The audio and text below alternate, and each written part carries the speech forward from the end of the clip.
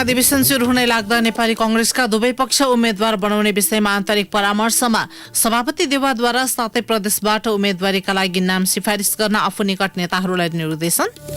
एमालेको केन्द्रीय कमिटिमा 137 जना नयाँ अनुहार, पहिलो पटक केन्द्रीय सदस्य भएकाहरूको भूमिकाप्रति धेरैको चासो।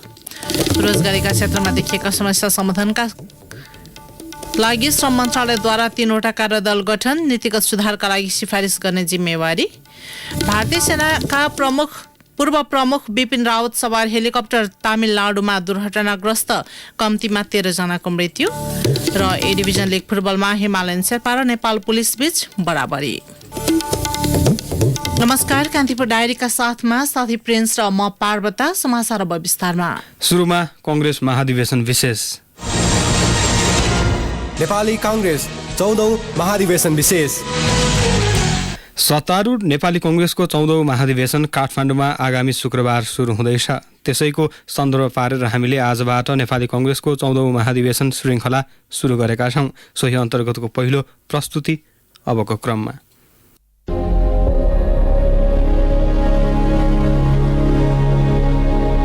नेपाली राष्ट्रिय कांग्रेसको रूपमा राजनीतिक यात्रा प्रारम्भ गरेको नेपाली कांग्रेसले आरोह र अवरोहका 7 दशक पूरा गरिसकेको छ। स्थापना कालमै 2003 सालको मजदुर आन्दोलनको नेतृत्व गरेको कांग्रेसले प्रजातन्त्र प्राप्तिका लागि मुलुकमा भएका सबै आन्दोलनको नेतृत्व गरेको छ। 2003 सालमा विराटनगर मजदुर आन्दोलन होस् वा राणा विरोधी 2007 सालको क्रान्ति, 2011 को सत्याग्रह, 2014 को भद्र अवज्ञा आन्दोलन, 2033 को जनमत संग्रह, 42 को सत्याग्रह अनि 46 सालको ऐतिहासिक जनआन्दोलन र 2062-63 को लोकतान्त्रिक आन्दोलनदेखि गणतन्त्र स्थापनासम्म कांग्रेसको विगत गर्विलो छ। तर स्थापनाको 75 वर्ष यात्रामा कांग्रेसले विगतलाई मात्र सम्झेर बस्नुपर्ने बेला आएको छ। गुटको द्वन्द्वले कांग्रेसलाई राणाकाल र पञ्चायत कालमा पनि पिरोलेको थियो। अहिले 14औं महाधिवेशनको संघारमा पनि कांग्रेसको नियतिमा खासै परिवर्तन छैन। कुन गुटको उपस्थिति कस्तो हुने भन्ने बारेको रस्साकसीले कांग्रेसको वैधानिक हैसियतमाथि नै प्रश्न चिन्ह खडा भएपछि बल्ल 14औं महाधिवेशन पटक पटक घोषित र मिति परिवर्तित हुँदै अब उद्घाटनको संघारमा आइपुगेको छ। नेपाली कांग्रेसको 14औं महाधिवेशन विशेषमा हामी यसअघि कांग्रेसले सम्पन्न गरेका 13वटा महाधिवेशनका बारेमा चर्चा गर्नेछौँ। कांग्रेसको महाधिवेशनको इतिहास हेर्ने हो भने जिल्लामा हुने निर्वाचनबाट प्रतिनिधिहरूले सोझै सभापतिमा मतदान गर्थे। 7औं महाधिवेशनसम्म आइपुग्दा कांग्रेस यही विकेन्द्रित चुनावी अभ्यासमा थियो। त्यति बेलासम्म कांग्रेसको सदस्यता 3 प्रकारको हुन्थ्यो: साधारण सदस्य, क्रियाशील सदस्य र महाधिवेशन प्रतिनिधि। 25 सदस्य बराबर 1 प्रतिनिधि हुन्थे र उनीहरूले सोझै जिल्लाबाटै केन्द्रीय सभापतिका लागि भोट हाल्न सक्थे। 2047 सालमा प्रजातन्त्र पुनर्स्थापना भएपछिको पहिलो खुल्ला अधिवेशनले कांग्रेसलाई नयाँ ढाँचाको चुनावी प्रक्रियामा होमेको हो। राष्ट्रिय कांग्रेसको रूपमा पहिलो महाधिवेशन 2003 साल माघ 12 र 13 गते भारतको कलकत्ता भवानीपुर स्थित खालसा हाई स्कुलमा सम्पन्न भयो। तत्कालीन अवस्थामा जेल जीवन बिताएका टंकप्रसाद आचार्य सभापतिमा र विश्वेश्वर प्रसाद कोइराला कार्यवाहक सभापतिमा निर्वाचित बनेका थिए। सुरुमा कांग्रेसको अधिवेशन हरेक वर्ष हुन्थ्यो। फलस्वरूप 2004 साल माघ 20 देखि 22 गतेसम्म भारतको बनारसमै कांग्रेसको महाधिवेशन भयो। यो महाधिवेशनले हिरासतमै रहेका बीपी कोइरालालाई सभापतिमा निर्वाचित त गर्यो, तर उनी रिहा नभएसम्मका लागि डाक्टर दिल्ली रमन रेग्मीलाई कार्यवाहक सभापति तोक्यो। सभापति हुँदाहुँदै कार्यवाहक सभापति तोक्ने कांग्रेसी परम्पराको सुरुवात यहीबाट भयो। पछि गिरिजा प्रसाद कोइरालाले त्यसैको अनुसरण गर्दै आफू सभापति हुँदाहुँदै सुशील कोइरालालाई कार्यवाहक सभापति तोकिदिए। नेपालमा राणा विरोधी गतिविधि चलिरहेका बेला कांग्रेसको तेस्रो महाधिवेशन 2005 साल फागुन 18 गते भारत बिहारको दरभंगामा सम्पन्न भयो। अघिल्लो महाधिवेशनले सभापति निर्वाचित गरे पनि हिरासतमै भएका कारण बीपी कोइरालाको ठाउँमा उनका दाइ मातृका कोइरालालाई कार्यवाहक अध्यक्ष बनाइयो। नेपाली कांग्रेसको राजनीतिक जीवनमा चौथो महाधिवेशनले ठूलो अर्थ र प्रभाव राख्छ। नेपाली राष्ट्रिय कांग्रेस र 2004 साल साउन 1 मा स्थापना भएको नेपाल प्रजातन्त्र कांग्रेस बीच 2006 साल चैत 27 गते कलकत्तामा एकीकरण भएसँगै एकीकृत पार्टीको नाम नेपाली कांग्रेस राखियो। दुई पार्टी एकीकरणपछि कलकत्ताको टाइगर हलमा पार्टीको चौथो महाधिवेशनले मातृका प्रसाद कोइरालालाई सभापति छान्यो। यही महाधिवेशनबाट नेपाली कांग्रेसले पहिलो युगान्तकारी घोषणापत्र जारी गर्यो। चौथो महाधिवेशनपछि कांग्रेस जनले मुलुकभित्रै जनआन्दोलन थाले, जसको बलमा 2007 सालमा प्रजातन्त्र आयो। प्रजातन्त्र स्थापनापछिको संक्रमणकालीन समय र राजनीतिले निकास नपाइन्जेल कांग्रेसको महाधिवेशन हुन सकेन। फलस्वरूप चौथो महाधिवेशन गरेको 3 वर्षपछि नेपाली कांग्रेसले नेपाली भूमिमै 5औं महाधिवेशन गर्यो। 2009 साल जेठ 10 देखि 13 गतेसम्म क्रान्तिको उपलब्धि रक्षार्थ जनचेतनाको अभियानकै क्रममा जनकपुरमा नेपाली कांग्रेसको 5औं महाधिवेशन सम्पन्न भएको थियो। नेपाली भूमिमै पहिलो पटक भएको सो महाधिवेशनबाट विश्वेश्वर प्रसाद कोइराला सभापति चयन भए। उनले केदारमान व्यथितलाई पराजित गरेका थिए। महाधिवेशनमा भएको मतदानको असर पछि देखा पर्यो। सरकार सञ्चालनका क्रममा पार्टी निर्देशन नमानेको भन्दै काठमाडौँको विशालनगरमा 2009 साल साउन 8 देखि 23 गतेसम्म चलेको पार्टी विशेष महासमिति बैठकले प्रधानमन्त्री मातृका प्रसाद कोइराला, नारदमणि थुलुङ र महावीर शमशेर लगायतका नेतालाई कारवाही गरेपछि कांग्रेस फेरि फुट्न पुग्यो।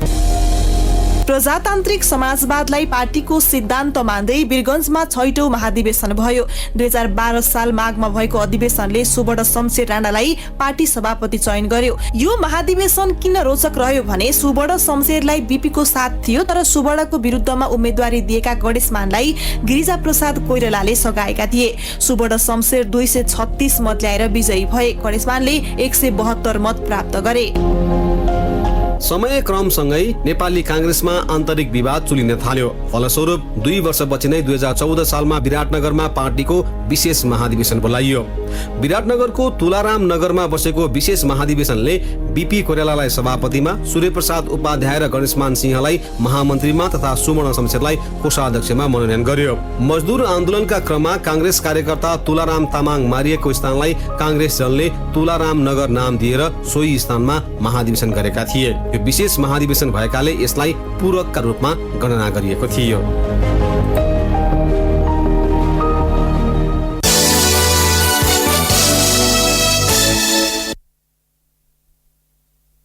कांग्रेस सभापति एवं प्रधानमन्त्री शेरबहादुर देउवाले महाधिवेशनमा प्रतिस्पर्धाका लागि पार्टीभित्रको समीकरण तथा तल्लो तहको अधिवेशनको ब्रिफिङ गर्दै आफ्नो समूहबाट उम्मेदवारी दिने विषयमा निकट नेताहरूसँग परामर्श गर्नुभएको छ। देउवाले आज आफ्नो समूहमा पदाधिकारीका आकांक्षी नेताहरूसँग छलफल गर्दै 7वटै प्रदेशबाट पदाधिकारी र केन्द्रीय सदस्यका लागि नाम सिफारिस गर्न जिम्मेवारी दिनुभएको स्रोतले बताएको छ। संस्थापन पक्षमा पनि पदाधिकारीका आकांक्षी धेरै भएपछि पदीय व्यवस्थापन गर्न अप्ठ्यारो भएको छ। सभापतिमा देउवाको उम्मेदवारी निश्चित जस्तै भए पनि अन्य पदाधिकारीका उम्मेदवारको टुङ्गो लगाउन संस्थापन समूहभित्र सकस देखिएको हो। सभापति देउवाले आजको बैठकमा नेताहरूलाई उनीहरूले प्रतिस्पर्धा गर्न चाहेको पदबारे जानकारी समेत लिनु भएको थियो। देउवाले आफू निकट नेताहरूसँग सभापतिमा आफ्नो जित हुने आधारबारे जिज्ञासा राखेको एक नेताले बताए। महाधिवेशनमा सभापतिको साझा उम्मेद्वार चयन गर्न कांग्रेस वरिष्ठ नेता रामचन्द्र पौडेल समूहको बैठक बसिरहेको छ। बैठक काठमाडौँको चाक्सीबारी स्थित नेता प्रकाशमान सिंहको निवासमा जारी छ। बिहान 32 पुतली स्थित अनुपम फुडल्यान्डमा बसेको बैठकले कुनै निष्कर्ष निकाल्न नसकेपछि पौडेल समूहको अर्को बैठक बोलाइएको हो। पौडेल समूहले बिहान काठमाडौँमा उपस्थित जिल्ला र प्रदेशका नेताहरूबाट सुझाव समेत लिएको थियो। चाक्सीबारीमा बैठक बस्नु अघि पौडेल समूहका युवा नेताहरूले छुट्टै छलफल पनि गरेका थिए। महाधिवेशन सुरु हुन केही दिन बाँकी रहँदा पौडेल पक्षीय नेताहरू सभापति सहितका पदमा साझा उम्मेद्वार बनाउने कसरतमा छन्। पौडेल समूहमा सभापतिको आकांक्षी धेरै छन्। यद्यपि महामन्त्री डाक्टर शशाङ्क कोइरालाले सभापतिको दाबी छोडिसक्नु भएको छ। वरिष्ठ नेता पौडेल पनि जुन व्यक्तिमा सहमति हुन्छ त्यसलाई स्वीकार गर्ने पक्षमा देखिनुहुन्छ, तर नेता शेखर कोइराला र प्रकाशमान सिंह भने सभापतिको दाबी छाड्ने पक्षमा देखिन्नन्। त्यसैले इतर समूहलाई सभापतिमा साझा उम्मेद्वार तय गर्न हम्मे परेको छ। कान्तिपुर डायरीमा अब ब्रेकको पालो। कान्तिपुर डायरीमा अब कान्तिपुर सविस्तार।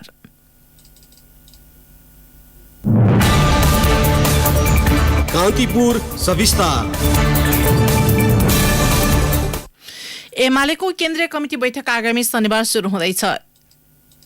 एमालेको 10औं महाधिवेशनबाट 301 सदस्यीय केन्द्रीय कमिटीमा 137 नयाँ अनुहार आएका छन्। पहिलो पटक एमालेको केन्द्रीय कमिटीमा पुगेका मध्ये कतिपय युवा उमेरका पनि छन्। आगामी दिनमा पार्टीमा नयाँ केन्द्रीय सदस्यहरूको भूमिका कस्तो हुने हो भन्ने चासो एमाले वृत्तमा भइरहेको छ। कम्युनिस्ट पार्टीको केन्द्रीय सदस्य हुनु राजनैतिक रूपमा उपलब्धि माने पनि एजेन्डा र विचारको हिसाबमा उनीहरूको भूमिका मापन हुने ठानिएको छ।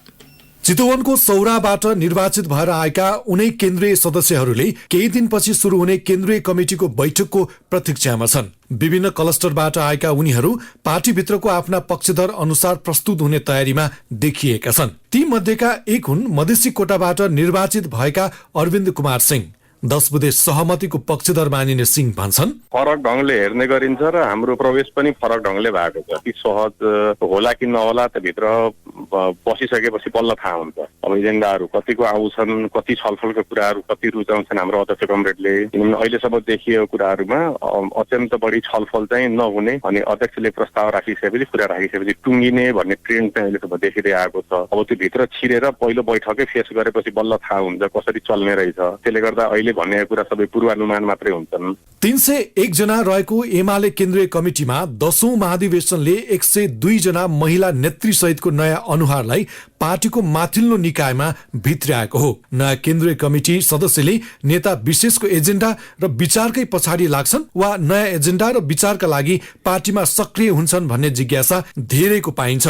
विद्यार्थी राजनीतिबाट केन्द्रीय कमिटिमा आएकी नेत्री सुनिता बरालले केन्द्रीय कमिटिमा आफ्ना एजेन्डा बारे भनिन्। राष्ट्रियमा मैले काम गरिरहँदा मेरो प्रायोरिटी मैले काम गर्ने क्षेत्र र आज मैले पार्टीमा उठाउने विषय पनि अझ बढी सहजतापूर्वक मैले तथ्यगत रूपमा उठाउन सक्छु र यही क्षेत्रलाई समृद्ध बनाउन सक्छु भन्ने विश्वास चाहिँ मलाई अझ बढी बढेको छ। त्यो किनभने आधारभूत पक्ष भनेको शिक्षा नै हो र त्यो शिक्षा क्षेत्रमा काम गरिरहेको कार्यकर्ता जसलाई पार्टीको केन्द्रीय कमिटिमा जाने अवसर प्राप्त भएको छ। त्यस कारणले मलाई आज अन्यराष्ट्रियमा काम गरेको अनुभव, यहाँ काम गरेका मेरा अभ्यासहरू, यहाँ काम गर्दाखेरिको मेरो बुझाइले पार्टीको जिम्मेदारीलाई अझ बढी परिपक्व बनाउँछ भन्ने लाग्छ। एमालेको आगामी केन्द्रीय कमिटिले 45 सदस्यीय स्थायी कमिटी र 79 सदस्यीय पोलिट ब्युरो समेत चयन गर्नेछ। ती संरचनाको टुङ्गो लाग्ने भएकाले एमालेको आन्तरिक जीवनमा केन्द्रीय कमिटिलाई महत्वका साथमा हेरिएको छ। यो अवस्थामा पार्टीमा युवा केन्द्रीय सदस्यको भूमिका र उपस्थित कस्तो हुन्छ त? दोस्रो पटक केन्द्रीय सदस्य बनेका माधव ढुङ्गेल पार्टीको विधि र विधान अनुरूप अघि बढ्नुको विकल्प नभएको बताउँछन्। एजेन्डाका आधारमा मत माग्ने जित्ने प्रणाली अझै हामीले इस्टाब्लिस गर्न सकिरहेका छैनौं।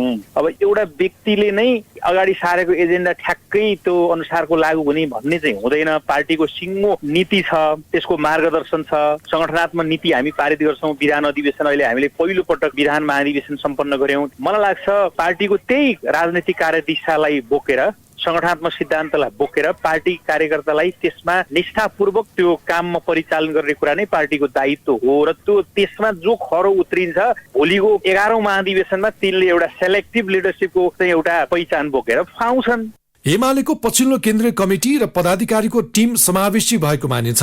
102 जना महिलाको प्रतिनिधित्व गराएको तथा विभिन्न जातीय क्लस्टरबाट नयाँ अनुहार ल्याएकाले लैङ्गिक र जातीय दृष्टिले समावेशी बनाएको जस एमालेले पाएको हो। केन्द्रीय कमिटिमा आएका महिला सदस्यहरू पनि माथिल्लो निकायमा आउन पाउँदा उत्साही देखिन्छन्। उनीहरू मध्येकी एक उषा किरण तिमसिना केन्द्रीय कमिटिमा आफ्नो भूमिका बारे भन्छन्। पार्टीको आफ्नै विधि विधान पद्धति हुन्छ, त्यो विधि विधान पद्धति मान्दैनौँ हामीले भनेको होइन र हामी हाम्रो पार्टीभित्र अग्रगामी अथवा सधैँ पार्टीले गरेका कामहरूमा आलोचनात्मक चेत राख्ने मान्छेहरू भनेर हामी बुझिन्छौँ, चिनिन्छौँ है। अब केन्द्रीय कमिटीमा बस्दाखेरि चाहिँ हामीले हाम्रो एजेन्डा छोड्नुपर्ने अथवा हामी जुन सङ्कल्प गरेर आएका छौँ त्यो कुरा छोड्नुपर्ने हुन्छ भन्ने हुँदैन र पार्टीभित्र पनि आजको नेपाली समाजको आवश्यकता भन्दा बाहिर कुरा गरियो, नक्कली कुरा गरियो भने त्यसका विरुद्ध हामी लडिरहन्छौँ, डटिरहन्छौँ। कम्युनिस्ट पार्टीभित्र केन्द्रीय कमिटिलाई सैद्धान्तिक र वैचारिक बहस गर्ने थलो मानिएकाले नयाँ र पुराना दुवै केन्द्रीय सदस्यहरूले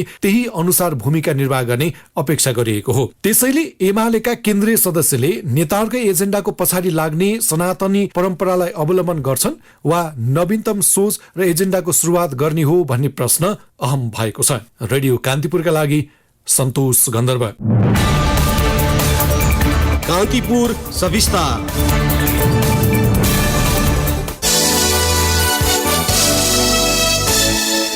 श्रम रोजगार तथा सामाजिक सुरक्षा मन्त्रालयले आन्तरिक रोजगार एवं वैदेशिक रोजगारीका क्षेत्रमा देखिएका समस्या सम्बोधनका लागि गर्नुपर्ने विषय छनौट गर्न 3वटा कार्यदल बनाएको छ। मन्त्रालयले सिप विकास सम्बन्धी तालिम एकीकृत संरचना मार्फत सञ्चालन गर्न, वैदेशिक रोजगारीलाई व्यवस्थित बनाउन, नीतिगत सुधार गर्न र श्रम कूटनीतिलाई प्रभावकारी बनाउन मन्त्रालयका सहसचिवहरूको नेतृत्वमा अध्ययन कार्यदल बनाएको हो। ती कार्यदलले विभिन्न मन्त्रालय र मातहतका निकायले दिँदै आएका सिप विकाससँग सम्बन्धित तालिमहरू एकीकृत संरचना मार्फत सञ्चालनको सम्भावना र चुनौतीबारे अध्ययन गर्ने लगायत जिम्मा पाएका छन्। श्रम सहचारी नियुक्ति मापदण्डबारे अध्ययन गरिने भएको छ। यस्तै वैदेशिक रोजगार व्यवस्थापन तथा समग्र कार्यप्रणाली व्यवस्थित गर्ने तयारी मन्त्रालयले गरेको छ। 3वटै कार्यदललाई 15 दिनभित्र प्रतिवेदन पेश गर्न भनिएको छ। पछिल्लो 24 घण्टामा नेपालमा 280 जनामा कोरोना संक्रमण पुष्टि भएको छ। स्वास्थ्य तथा जनसङ्ख्या मन्त्रालयका अनुसार 9168 जनामा गरिएको PCR परीक्षणमा 255 जनामा र 3006 जनामा गरिएको एन्टिजेन परीक्षणबाट 25 जनामा संक्रमण पुष्टि भएको हो। सोही अवधिमा 366 जना कोरोना संक्रमण मुक्त भएका छन्। पछिल्लो 24 घण्टामा थप 2 जनाको मृत्यु भएसँगै कोरोना संक्रमणका कारण नेपालमा मृत्यु हुनेको संख्या 11545 पुगेको छ। यसैबीच स्वास्थ्य विज्ञ विवेक कुमार लालले सबै जनसङ्ख्याले खोप नलगाएसम्म ढुक्क हुन नसकिने बताउनु भएको छ। मन्त्रालयमा आयोजित नियमित प्रेस ब्रिफिङमा उहाँले अहिले नै कोरोना विरुद्धको बुस्टर डोज लगाउन नमिल्ने बताउनुभयो। बुस्टर डोजको प्रयोगमा खोप सल्लाहकार समितिले तोकेको मापदण्डबारे लालले भन्नुभयो। यदि कोही व्यक्ति क्यान्सरबाट ग्रस्त हुनुहुन्छ, कोही व्यक्तिले चाहिँ कुनै अङ्ग प्रत्यारोपण गर्नु भएको छ, कुनै व्यक्ति चाहिँ रोग प्रतिरोधी क्षमता कम गर्ने विभिन्न रोगहरू हुन्छन्, उदाहरणका लागि HIV एड्स लिन सक्छौँ, त्यस्ता रोगबाट ग्रसित हुनुहुन्छ अथवा त्यस्ता औषधिहरू सेवन गर्दै हुनुहुन्छ जसले चाहिँ रोग प्रतिरोधी क्षमतालाई चाहिँ दबाउँदछ भने त्यस्ता व्यक्तिहरूलाई मात्रै लक्षित गरेर एक मात्रा थप खोप दिनको लागि विश्व स्वास्थ्य संगठनले सिफारिस गरेको छ। र साथसाथै भेरोसेल खोप लिनुभएका व्यक्तिहरू जो 60 वर्ष भन्दा माथिका हुनुहुन्छ उहाँहरूलाई पनि 2 मात्रा लगाइसकेको कमसे कम 3 महिनापछि थप 1 मात्रा दिनको लागि सिफारिस गरेको छ। र यी सिफारिसहरूलाई र हामी कहाँ उपलब्ध खोपहरूलाई पनि अध्ययन गरेर नेपालको राष्ट्रिय खोप सल्लाहकार समितिले हाललाई चाहिँ 60 वर्ष भन्दा माथिका भेरोसेल लगाएका व्यक्तिहरूलाई चाहिँ उहाँहरूले 2 मात्रा लगाएको 3 महिना पश्चात थप 1 मात्रा, रोग प्रतिरोधी क्षमता कम भएका विशेष समूहहरू हुनुहुन्छ उहाँहरूलाई मात्रै हाललाई 2 मात्रा अथवा 1 मात्रा खोप हेरिकन पूरा भएको कमसे कम 3 महिना पश्चात थप 1 मात्रा उपलब्ध गराउनको लागि सिफारिस गरेको छ। कान्तिपुर डायरीमा अब कास्की डायरीको पालो। कास्की डायरीबाट दीपक परियारको नमस्कार। फेवाताल सीमाङ्कन सहितको नक्सा राजपत्रमा प्रकाशित भए पनि सीमाभित्र पर्ने दूषित जग्गा फिर्तामा ढिलाइ भएको छ। फेवातालको 4 किल्ला निर्धारण, सीमाङ्कन तथा नक्साङ्कन समितिको प्रतिवेदन कार्यान्वयन हुनेमा आशंका व्यक्त गरिएको छ। समितिको सिफारिस बमोजिम तालको नक्सा, सीमा र क्षेत्रफल गत फागुन 17मा राजपत्रमा प्रकाशित भएको थियो। समितिले गत भदौमा तालको सीमाभित्र पर्ने जग्गाको लगत सहित आफ्नो सुझाव समेतको प्रतिवेदन समितिले भूमि व्यवस्था, सहकारी तथा गरिबी निवारण मन्त्रालयमा बुझाएको छ। राजपत्रमा फेवातालको क्षेत्रफल 11255 रोपनी कायम छ। समितिले यो जमिन मध्ये 1479 रोपनी व्यक्तिको नाममा दर्ता भएर जग्गा धनी पूर्जा प्राप्त गरेको उल्लेख गरेको छ। यो जमिन फेवातालका नाममा फिर्ता गर्न सरकारले कुनै प्रक्रिया अघि बढाएको छैन। माओवादी केन्द्रले कास्कीका 5 मध्ये 3 स्थानीय तहमा अझै नेतृत्व चयन गर्न सकेको छैन। देशभर मङ्सिर 11मा स्थानीय तहको अधिवेशन उद्घाटन भए पनि कास्कीका 3 तहमा 10 दिनसम्म नेतृत्व चयनमा सकस भएको हो। पोखरा महानगर सहित अन्नपूर्ण र माछापुछ्रे गाउँपालिकामा अध्यक्षका आकांक्षा बीच सहमति नजुट्दा नेतृत्व चयन हुन नसकेको हो। कोभिड-19 रोकथाम नियन्त्रण तथा उपचारका लागि गण्डकी प्रदेश सरकारले नियुक्त गरेका करारका कर्मचारी कटौती गरेको छ। कोरोना नियन्त्रणकै लागि भनेर यसअघि 444 कर्मचारी थप गरिएको मध्ये 94 जना कटौती गरिएको हो। कोरोनाको प्रभाव कम हुँदै गएपछि स्वास्थ्य तथा जनसङ्ख्या मन्त्रालयले संगठन तथा व्यवस्थापन सर्वे गरेको थियो। त्यही सर्वेका आधारमा कर्मचारी संख्या घटाइएको हो। गण्डकी प्रज्ञा प्रतिष्ठानले आफ्नो सक्रियता बढाउँदै गएको छ। साहित्यका सबै विधालाई एकसाथ अघि बढाउन खोजेको प्रतिष्ठानले धमाधम कार्यक्रम आयोजना गरिरहेको छ। पुस महिनाका लागि 6 वटा कार्यक्रम तय गरिसकेको प्रज्ञा प्रतिष्ठानका सदस्य सचिव मन कुमार श्रेष्ठले बताउनुभयो। गण्डकी प्रज्ञा प्रतिष्ठानले साहित्यका सबै विधालाई महत्त्वका साथ स्थान दिँदै यिनको संरक्षण तथा प्रवर्धन गर्न प्रतिष्ठान सधैँ क्रियाशील बन्ने कुलपति सूर्य खड्का विकर्चीले बताउनुभयो। हवस् त कास्की डायरी आजलाई यति नै। दीपक परियार बिदा हुन्छु, नमस्कार। कास्की डायरीपछि कान्तिपुर डायरीमा पुनः ब्रेकको पालो। अब आर्थिक प्रसङ्ग। कर्णाली प्रदेश सरकारले कर्णालीलाई अँध्यारोमुक्त बनाउने कर्णाली उज्यालो कार्यक्रमका लागि छुट्याएको बजेट मध्ये हालसम्म 21% मात्र खर्च गरेको छ। आर्थिक वर्ष 2076-77 देखि सुरु भएको सो कार्यक्रममा अहिलेसम्म 21 करोड 89 लाख 27 हजार रुपियाँ खर्च भएको प्रदेश सरकारले जनाएको छ। कर्णाली सरकारले कार्यक्रम सुरु भएको पहिलो वर्ष 2076-77 मा 50 करोड 9 लाख, आर्थिक वर्ष 77-78 मा 25 करोड र चालु आर्थिक वर्षका लागि 25 करोड विनियोजन गरेको छ। अघिल्ला 2 आर्थिक वर्षमा उज्यालो कार्यक्रमका लागि छुट्याएको धेरैजसो बजेट रकमान्तर गरी अन्य शीर्षकमा खर्च गरिएको थियो। अर्थमन्त्री जनार्दन शर्माले भूकम्पपछिको पुनर्निर्माणका बाँकी काम सरकारको नियमित कार्यक्रममा राखेर सम्पन्न गरिने बताउनु भएको छ। काठमाडौँमा आयोजित नेपालको पुनर्निर्माण सम्बन्धी अन्तर्राष्ट्रिय सम्मेलनलाई सम्बोधन गर्दै अर्थमन्त्री शर्माले 2072 सालको भूकम्पले भत्काएका स्वास्थ्य संस्था, विद्यालय, सरकारी र पुरातात्विक संरचना सरकारका नियमित कार्यक्रममा राखी प्राथमिकताका साथ सम्पन्न गरिने बताउनुभयो।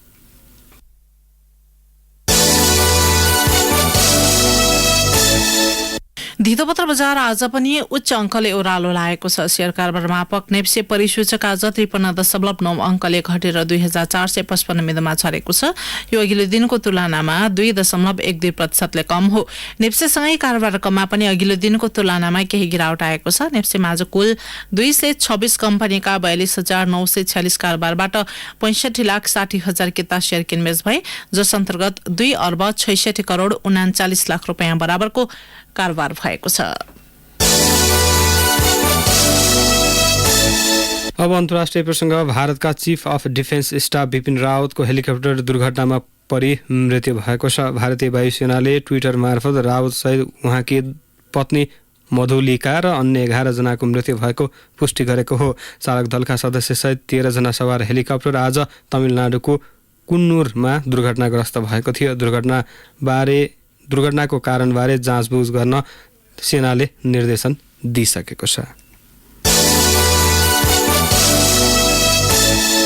जर्मनीका नवनियुक्त चान्सलर ओलाफ स्कोल्जले कार्यभार सम्हालेसँगै निवर्तमान चान्सलर एङ्गेला मर्केलको 16 वर्षीय ऐतिहासिक यात्रामा विराम लागेको छ। राष्ट्रपति फ्राङ्क वाल्टर स्टेनमेयरले जर्मनीको 9औं संघीय चान्सलरमा औपचारिक रूपमा नियुक्त गरेसँगै स्कोल्जले कार्यभार सम्हाल्नु भएको हो। स्कोल्जको 3 दलीय गठबन्धनले संसदमा बहुमत हासिल गरेको थियो। पदभार ग्रहणका क्रममा स्कोल्जले देश र जनताका लागि प्रतिबद्ध भई काम गर्ने बताउनुभयो। यस्तै मर्केलले नवनियुक्त चान्सलर स्कोल्जलाई सदैव साथ र सहयोग गर्ने वचन दिनुभएको थियो।